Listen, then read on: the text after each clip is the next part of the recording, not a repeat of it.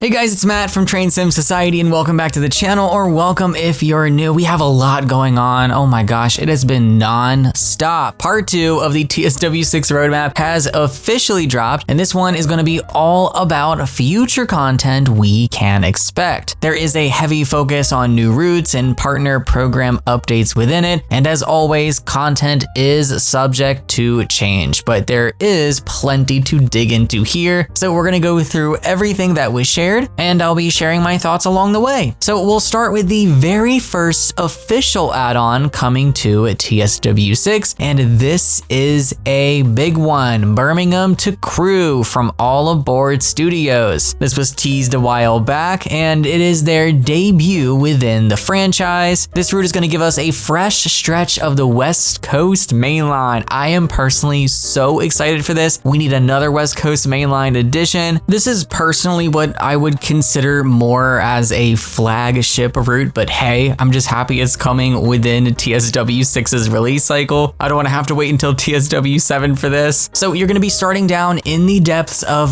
Birmingham New Street, which we already have. Then you're going to head out into the back country before working your way north to Wolverhampton. From there, the scenery shifts, with the line opening up into Staffordshire and finally finishing at Crewe, which has always been a major hub in the network. So what's exciting is that the class 350-0 is the main traction here, and they're not just giving us one version. We're going to be getting all three subclasses, the 1, 2, and 3, each in their own livery as seen in 2019. There's also a special treat with Unit 350-235 included in its British Transport Police wrap. On top of that, the timetable is loaded with more than 350 playable services across an entire weekday of operations, so whether you're blasting through non-stop or running stoppers up the line, there's a lot of variety here. From what they've described, the detail level seems pretty high. There are custom bridges, overhead line equipment, stadiums, industrial areas, and so on, so I'm glad they're putting that level of effort in because this is a busy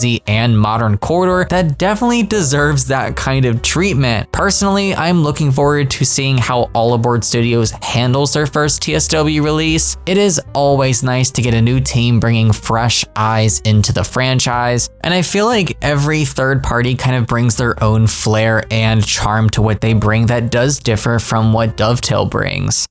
Next up, we're heading somewhere completely new for the series. Czechia. Vector Simulations are joining the partner program with Liberec to Starapaka. Apologies for any mispronunciations. This is an 80-kilometer single-track route set around 2018. It cuts through valleys, runs across high viaducts, dives into tunnels, and mixes gradients with scenic views. You'll be working local and express services with the Class 843 DMU, and also tackling freight with the Class 750, better known by its name Googles, because of its front end design. This is so funny, and I saw so many comments on my TSW6 reaction. My first impression of this train was, oh my gosh, it looks like it has goggles on. I love it. I always like a weird and quirky train, so I'm actually very excited for this. Even though I'm a US player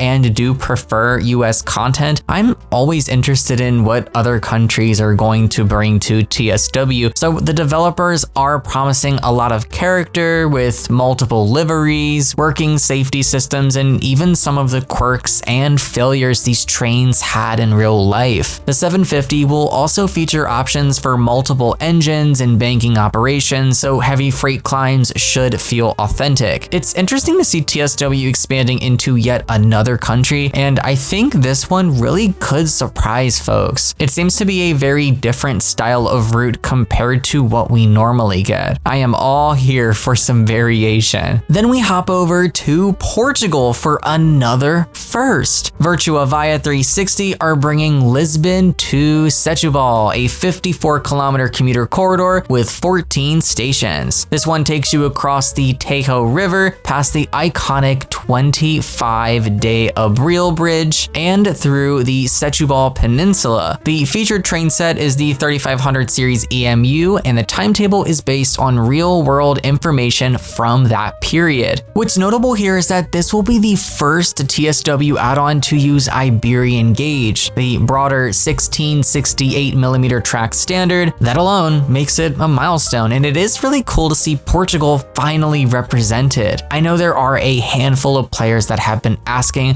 for this country in TSW. Now, I want to circle back to something that has already been hinted at already, the NEC New York to Stanford line. I mentioned at the start I am really looking forward to this one. We'll have a choice between starting out of Grand Central on Metro North or Penn Station on the NEC, with both paths leading up to Stanford. The highlight here is the Metro North M8, which is a new train for the game. Even though the route itself uses sections we've technically seen before, bits of Metro North and the Northeast Corridor from New York to New Rochelle, this will be the first time they've joined up and extended properly into Stanford with all the upgrades of TS6. And yeah, it does feel a little recycled, I'm not gonna lie, but at least it is expanded and refreshed with new rolling stock. It would have been nice to see this go all the way to New Haven. I just feel like they were so close, they should have just taken it all the way. And to be completely honest, since this does use sections from previous routes, I personally feel like we should be entitled to some sort of loyalty discount if we owned those past DLCs. But I will say that having different start points will for sure add variety, and there are a lot of possible layers here. So from there we move to Germany with Stuttgart to Heilbronn. This one's set in the 2000s era, which is a nice change of pace compared to modern timetables. It's about 50 kilometers and includes both passenger and freight operations, with new trains like the Wittenberger Steuerwagen cab car and the BR140 locomotive. We do have early screenshots which do show it's still in progress, but it is good to see the direction they're heading in. I like that they're dipping into a different time frame, since a lot of recent German content has been very current day. One route that's had a lot of anticipation is the Tadami line in Japan, and Union Workshop gave us another update here. So this route is all about scenery, following the Tadami River through bridges, tunnels, and mountain landscapes. It's one of those lines that rail fans flock to in real life for photography, and the team is bringing in those seasonal visuals and cultural touches as part of the package. These screenshots really do show you why this is a hub for photography. Oh my gosh, it is beautiful. Collectibles will even include Akabiko crafts, which ties into the local traditions. The featured train is the classic Kiha 40 DMU, offered in 3 liveries from different eras. It's a nostalgic choice since these units were in service for decades before being retired in 2020. I think this route could be one of the most visually striking releases we've had in TSW yet. Again, these screenshots, oh my gosh. And with full Japanese localization being added to the core game alongside it, it is clearly a very important step for Dovetail and their mission for expanding the game and making Train Sim World actually feel like Train Sim World and not Train Sim UK. Moving into locomotives, we have the Expert DBBR145 from TSG. This follows their first Expert loco and promises another deep dive into advanced systems. It comes with the DB and RBH liveries, new T3000E container wagons, and extra layering into the Leipzig to Dresden route. Early shots show work in progress models, but if it's anything like their BR101 Expert pack, it is going to be very detailed and demanding to drive. I am so excited. I know a lot of players who want that challenge will be eager for this one for sure. Now from Just Trains, we're getting Crew to Preston, which extends more of the West Coast main line and ties nicely into their existing work. So this one is going to be set back in 1986. It includes not only express services with the class 86/4, but also coal operations with the upgraded 20s, a new class 47/3, and matching wagons like HAA hoppers and weathered HEAs. On the passenger side, there are MK 2D coaches plus extras like a buffet car. The timetable is described as their most intense yet, with a huge mix of passenger, freight, postal, shunting, and light engine moves. You'll even be able to run merry-go-round coal trains from collieries to power stations, which does sound like a lot of fun. Personally, I really like that Just Trains continues to bring older British eras to life in TSW, and it does add a lot of variety to the library. I feel like we don't have enough of these older routes and older content, so seeing another one here to go with Preston to Carlisle makes me very happy. The roadmap also had a second announcement from All Aboard Studios, the Class 805, introduced in real life in 2014 for Avanti West Coast. This is a 5-car bi-mode unit that can run on both diesel and electric. In TSW, it'll come with a highly detailed cab, realistic sounds recorded from the AT300 family, and scenarios created by SimTrack Studios. These cover things like cold starts, traction swaps under pressure, and football charters into Wembley. What stands out is that it'll also add a completely reworked 2025 timetable to the West Coast Mainline South route between Euston and Milton Keynes. This is going to have more than 2,000 services in total and over 1,000 playable. Among them are 27 Class 805 diagrams layered in alongside Pendolinos, Class 350s, freight, and even underground services. That's one of the busiest timetables that we've seen in TSW. I'm so excited for this. I can already say Gen 8 consoles, don't even bother getting excited because you're probably not included in that. But I think a lot of people will be impressed by how alive that route feels with the update. There are custom timetables now that add even more than what Dovetail added when they did the whole timetable revamp, the 2019 timetable to be exact, and oh my gosh, it's one of my favorites. So I'm definitely looking forward to this. TSG also gave an update on their DBBR 420 pack. They're now including 5 versions of the train covering Munich and Frankfurt variants, as well as additional liveries suited for the Stuttgart to Heilbronn route. They've even made adjustments so the older models fit properly into that early 2000s timetable. On top of that, they'll be adding more gameplay for Munich to Augsburg, though it'll be limited to Gen 9 consoles due to memory constraints. That doesn't really surprise me though. It is good to see them expanding this pack further and making sure it has a place across multiple routes.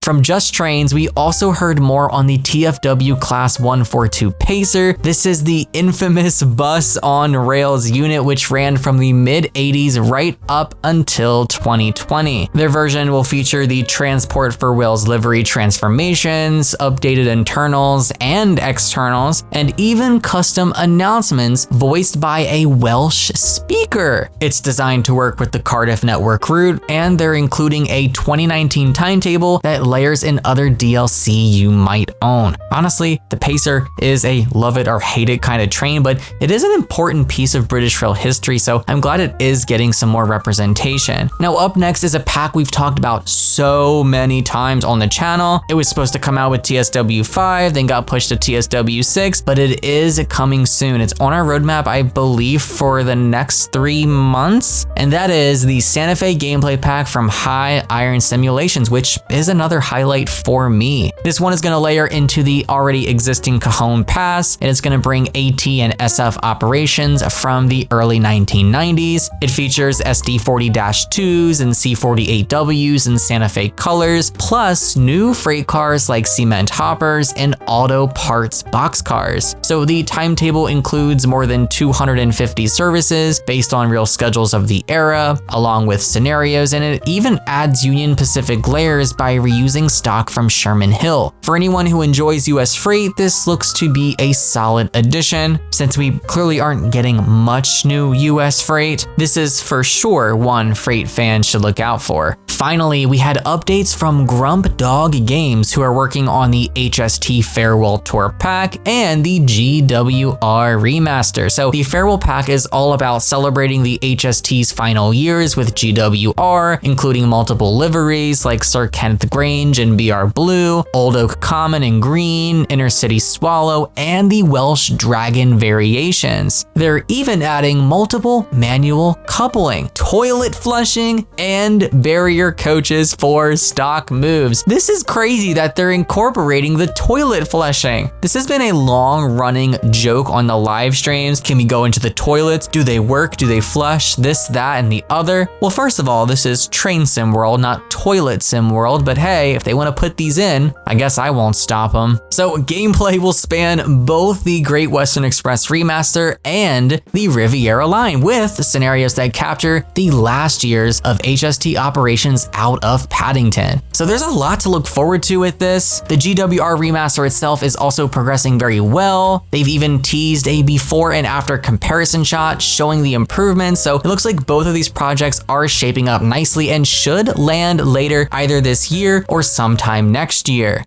But that is the full roadmap breakdown. There is a lot here. Personally, part 2 was miles better than part 1. I feel like part 1 was just a reiteration of what we already knew from Dovetail Direct. It really wasn't fully necessary, but I see why they did it. But we have a lot coming, a lot to expect. Brand new countries like Czechia, Portugal, major expansions on the West Coast mainline. We have nostalgic throwbacks like the Pacer and HST, ambitious projects like the Tadami line and the Avanti 805. Personally, what I'm looking forward to the most, the Northeast Corridor from New York to Stamford, Connecticut. I think what stands out to me most is just how wide the scope of TSW6 is shaping up to be. You've got modern high speed, heavy freight, classic diesel, so tons of stuff is coming, and we have new developers joining the ecosystem, helping to expand things, expand variety, destroy some of this monotony that I feel like we have in the game. Yeah, there is some recycling with routes like Stamford, but it is balanced by so much fresh content and variety that I think most players will find something here to be excited about. But that is enough for me. I want to know what you think about this roadmap. Do you find something here that is exciting? Are there particular routes or locos that you're most looking forward to, or are you feeling a bit cautious about some of the recycled areas? Let me know in the comments. I would love to hear your thoughts, but that's going to be it from me for now. As always, thanks for checking out the video. If you enjoyed it or found it entertaining or informative, give it a thumbs up and make sure you subscribe and also enter my giveaway. I'm giving away Train Sim World 6. My community predictions video, which should be pinned on my channel page, has all the details. Take care, guys, and happy rail simming.